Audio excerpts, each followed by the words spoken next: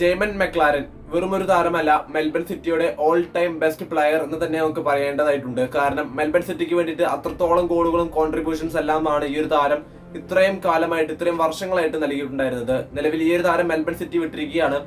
നിലവിൽ ഈ ഒരു താരത്തിന് ടീമിലേക്ക് എത്തിക്കാനായിട്ട് ഇന്ത്യൻ സൂപ്പർ ലീഗ് ക്ലബ്ബുകളായ Mohun Bagan super giants, east Bengal, Kerala Blasters and Mumbai city FC ഈ 4 ക്ലബ്ബുകളാണ് നിലവിൽ ശ്രമങ്ങൾ നടത്തിക്കൊണ്ടിരിക്കുന്നത്. കേരള ബ്ലാസ്റ്റേഴ്സ് ആണ് ഏറ്റവും അവസാനമായിട്ട് താരത്തിന് ടീമിലേക്ക് എത്തിക്കാൻ നിലവിൽ രംഗത്ത് വന്നിട്ടുള്ളത്. ജെയ്മൻ മെക്ലാരൻ എന്ന് പറഞ്ഞ ഈ ഒരു താരം ബ്ലാസ്റ്റേഴ്സിലേക്ക് എത്തുകയാണെങ്കിൽ തീർച്ചയായിട്ടും വലിയൊരു മുതൽക്കൂട്ടായിരിക്കും. കാരണം എഡ്രിയൻ ലൂണയും ജെയ്മൻ മെക്ലാരൻ എന്ന് പറഞ്ഞ ഈ ഒരു താരവും എല്ലാം ഒന്നിച്ച് കളിച്ചിട്ടുള്ളവരാണ്.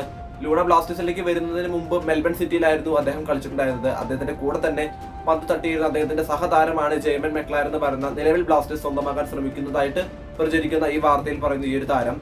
എന്തായാലും ഈ താരത്തിന്റെ മാർക്കറ്റ് വാല്യൂയിലേക്ക് വരികയാണെങ്കിൽ 14 കോടി രൂപയാണ് നിലവിൽ ഈ ഒരു താരത്തിന്റെ മാർക്കറ്റ് വാല്യൂ കാണാൻ സാധിക്കുന്നത്. 30 വയസ്സാണ് ഈ ഒരു താരത്തിന്റെ നിലവിലെ പ്രായം.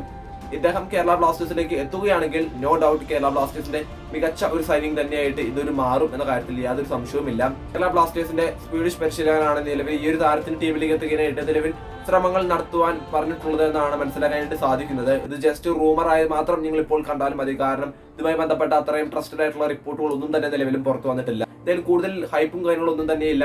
നിലവിൽ ഇത് വെറും ഒരു റൂമർ മാത്രമാണ്. ബാക്കിയുള്ള കാര്യങ്ങൾ കാത്തിരുന്ന് കാണാം. കൂടുതൽ ഫുട്ബോൾ വാർത്തകൾക്കായിട്ട് ജസ്റ്റ് സബ്സ്ക്രൈബ് അവർ ചാനൽ. വീണ്ടും കാണാം. നന്ദി.